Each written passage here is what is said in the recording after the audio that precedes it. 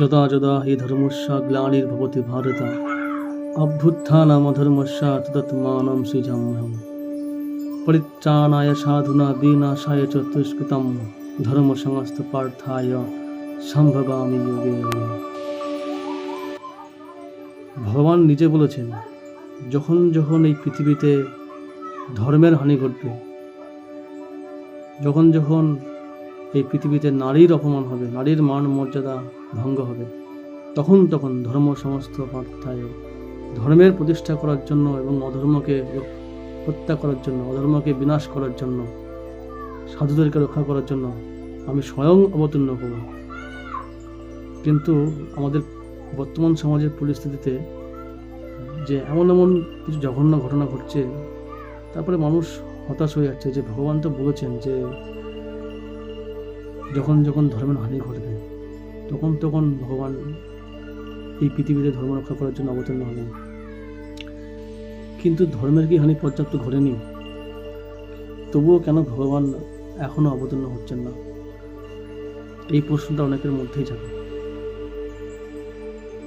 দেখো, মানুষ আর পশুর মধ্যে একটা বেসিক তফাৎ আছে,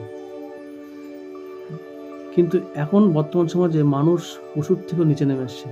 মানুষের মধ্যে যে বেসিক সাধারণ যে মূল্যবোধটুকু, যে মনুষ্যত্ববোধ, সেটুকু মানুষ হারিয়ে ফেলেছে।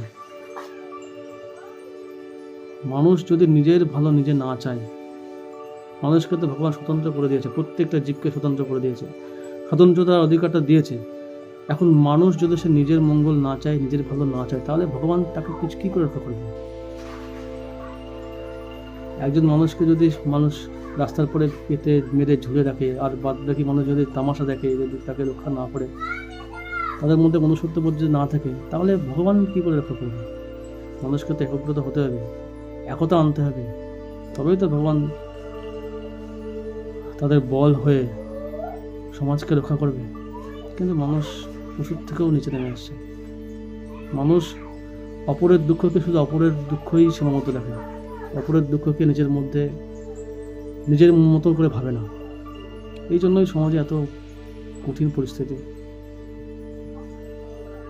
যেদিন মানুষ অন্যের দুঃখকেও নিজের মতন করে ভাববে, অন্যের পীড়াকে নিজের পীড়া মনে করবে, তখনই মানুষের মধ্যে মনুষ্যত্ববোধটা আবার জেগে উঠবে।